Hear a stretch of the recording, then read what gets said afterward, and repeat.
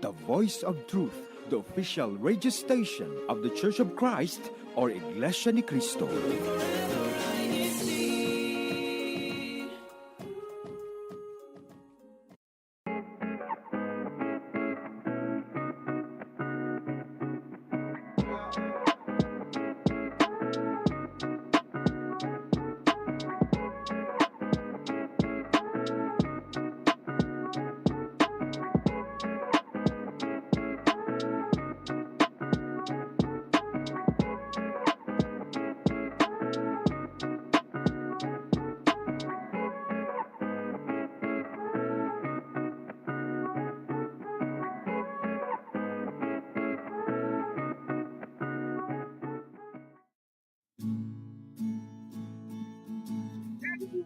Good morning, good afternoon, good evening to everyone who's tuning in today on INCRadio New York. I'm going to be your host for today, Sister Mika Jamaas, but I am not by myself. We have a very special guest who we'll introduce to you in a little bit. But of course, before we get into our main topic, right, we'll continue on with the hashtag challenge. Please continue to send or represent your local congregations and extensions on our YouTube live chat. And please answer our question of the day, which is, excuse me, what are some ways that you can give back to your community, right? So giving back to our community is very, very important. So please make sure that you give your answers to our YouTube live chat and then hashtag your local congregations. And then we'll get to read that throughout our show. Okay, so for our activities, right, we have upcoming activities which are very, very exciting. In May 18th, we are going to have our CFO Day, Christian Family Organizations Day. It's going to be a party. It's, all the brethren in our district are going to come together. We're going to play some games. We're going to eat lots of great food. And of course, we're going to bond together as brothers and sisters. Very, very exciting. May 18th, don't forget. And of course, one of the most awaited activities I know is our Unity Games, our district Unity Games, this coming May 26th and 27th. I know many local congregations in our districts are already holding their rehearsals, are already holding their practices. So that is very exciting. We can't wait to see all of you there and, play sports with each other. All right. So, but before we continue on with our main topic and introduce our special guest, we would like for our Kuya Tech to lead us to our station break.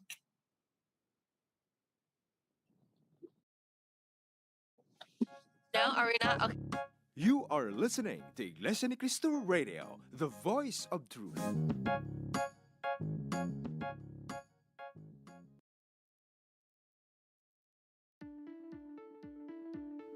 Last week, we welcomed the spring season fashionably. This Sunday, April 14, at INCRadio Hong Kong Satellite Studio, we will talk about our favorite spring activities. What's yours? Share with us from 11 a.m. to 12 noon, Philippine Standard Time. See you there!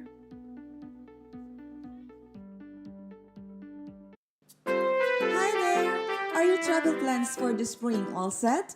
It's a great time to get out of our comfort zones and feel the breeze of the spring season. We'd love to hear about your getaway destinations and your plans for the season.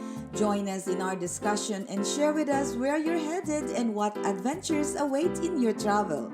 Tune in to INCRadio Spain Satellite Studio on Sunday, April 14, 2024 at 4 o'clock p.m. Central European Summer Time, 10 o'clock p.m. Philippine Standard Time.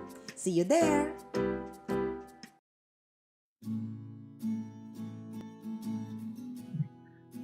Hello, everyone. Thank you once again for being with us here today on INCRadio New York. Once again, it's me, Sister Mika. I'm outside right now. It's really, really windy and really, really cold. I hope that wherever you're watching, you're at least warm and toasty. All right, so let's introduce our very special guest, and of course, one of our co-hosts for today. Let's start with our co-host first, and then we'll build up the suspense. Hi, Brother Christian. Thank you for joining us today. Hi, Sister Mika. Sorry about the very late late intro. I'm hoping it looks like the wind it's getting to you, so I can take over if you need me to. The So, wind is winding right now, Brother Christian. Would you be willing to introduce our very, very special guest? all right. Well, our special guest is Brother Ricky Guerzon. Hi, Brother Ricky. Please say hello to our viewers today. Hi, good morning, everyone. It's a nice Um, day.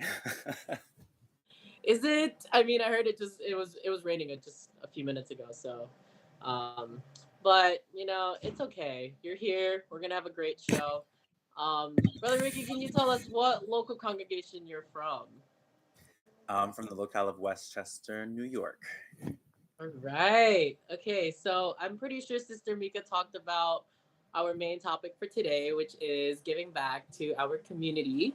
And, you're here to talk to us about that. And, um, well, we're going to go right into the main topic because, it's already that time on here on INT Radio. But basically, giving back to the community is a beautiful thing. I'm pretty sure we all know that. And, as members of the Church of Christ, it benefits us, not just the recipients of the good deed, but also the doer. And we've discussed this before here on INC Radio New York, the benefits of doing a good deed and giving back. But how do we start? So, Brother Ricky, can you tell us this exactly?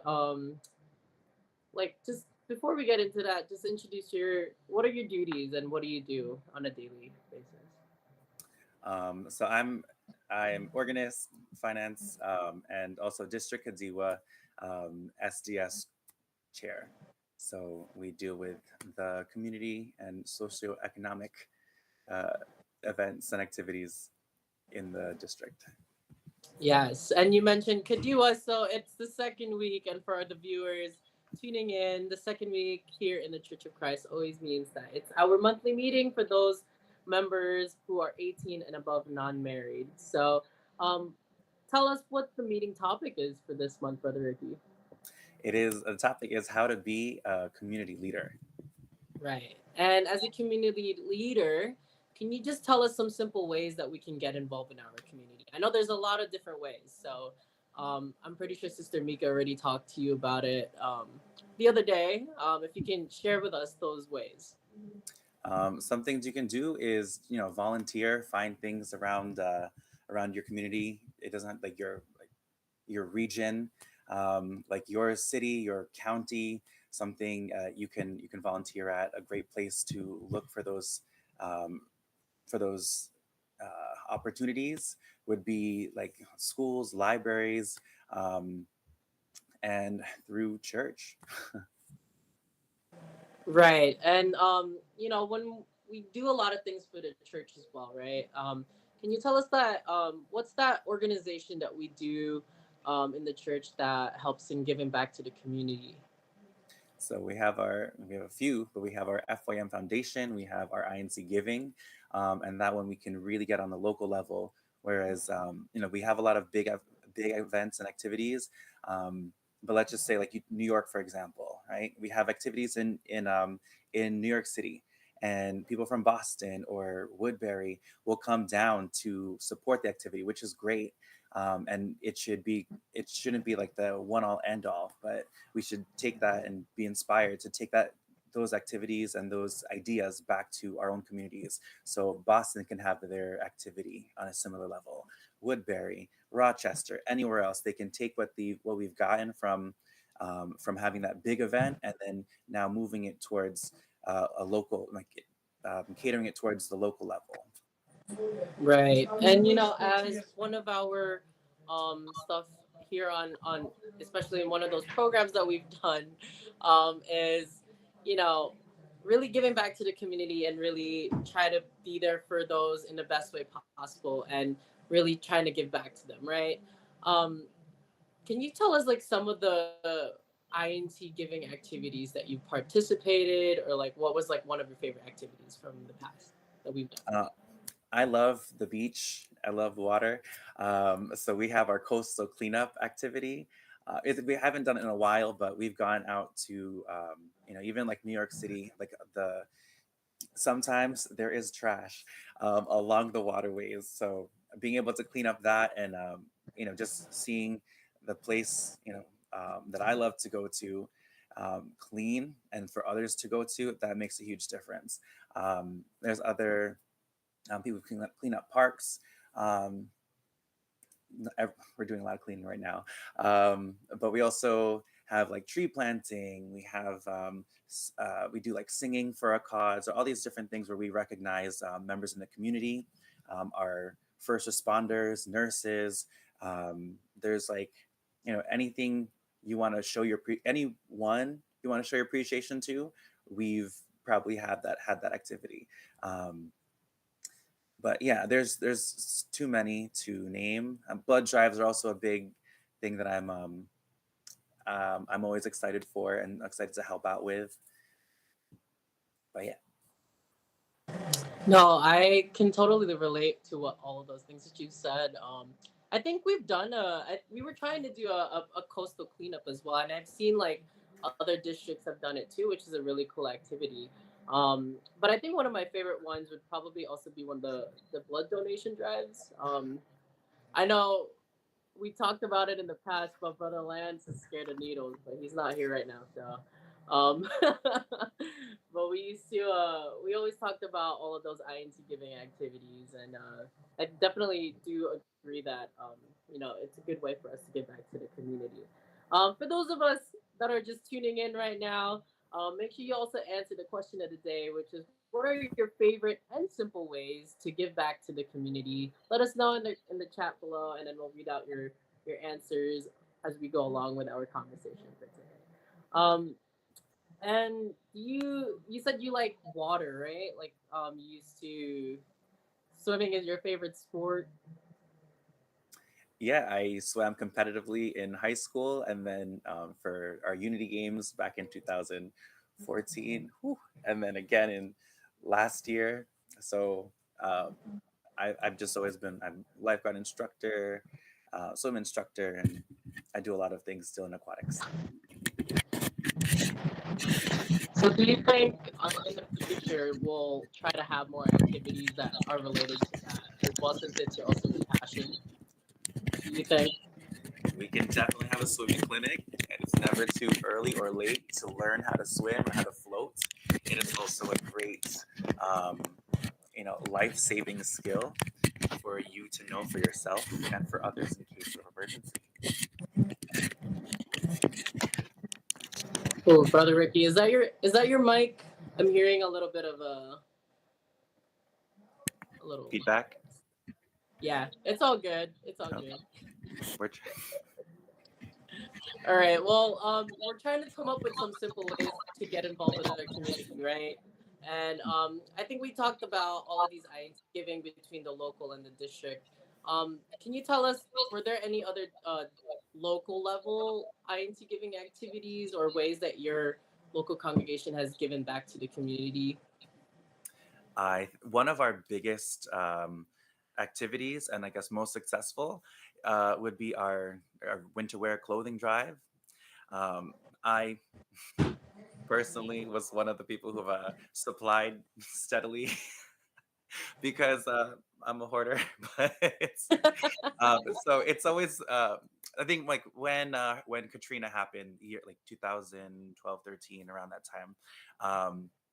Again, like I'll just use myself an example. I had a lot of clothes to give away. I had like probably like four garbage bags full of clothes that and I was, I I was more than happy to give that away, and because like I still had plenty more clothes, but also other people were able to who needed it were able to to take advantage, and like I was able to share what I had in excess, and help people who did not have those things in excess. Um, but yeah, clothing drive, food drives, those kind of things were one of the things that where I was talking with Sister Mika before was, when you are, to like when we were just talking about like how are we a community leader, um, like when you look at other organizations um, or resources uh, that are a staple in the community. So I said libraries earlier, but you can always go to library to get a free book, right? To get free classes like knitting, sewing, CPR, or anything else like that.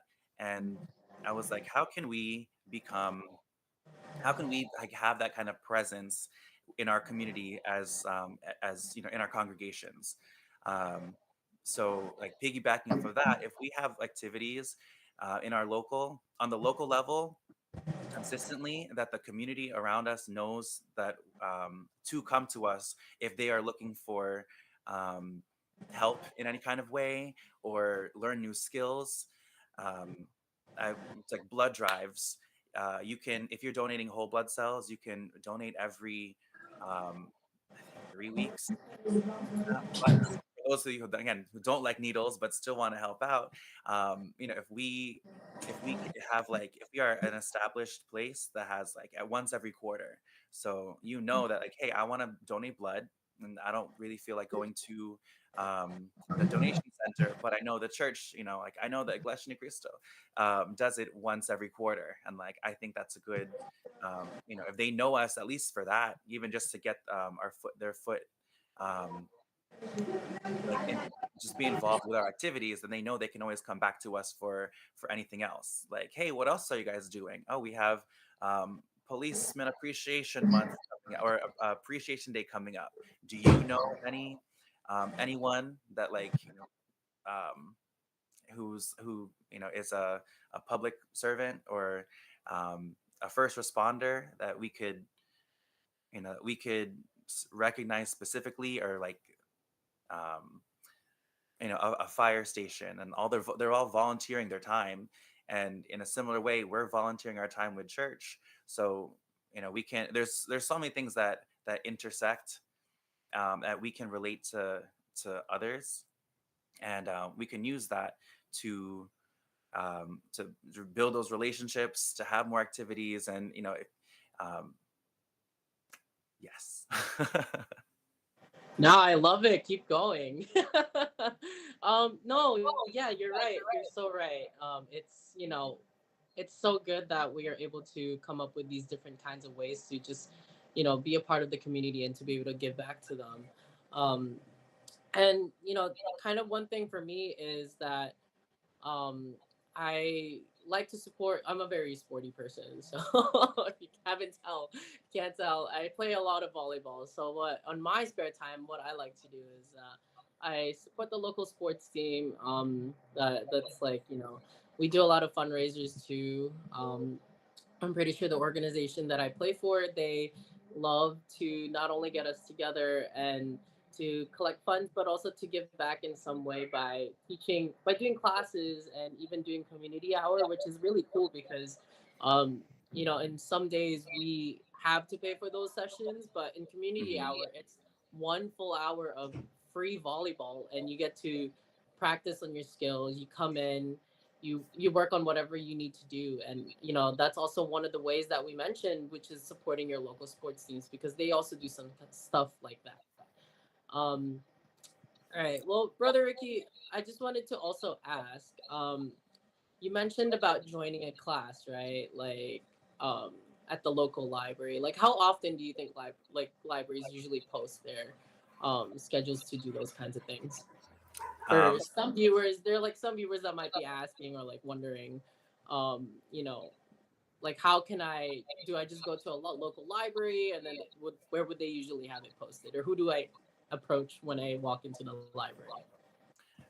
yeah, like, if you so like they send out mailers if if you walked in one day and signed up, but you can always just walk in and be like, hey, do you have a newsletter? So you can be added to their mailing list.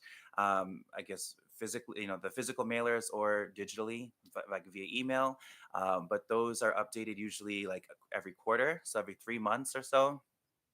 They kind of there's always like a suggestion box or where you can like talk to anyone at the front desk there, and they they're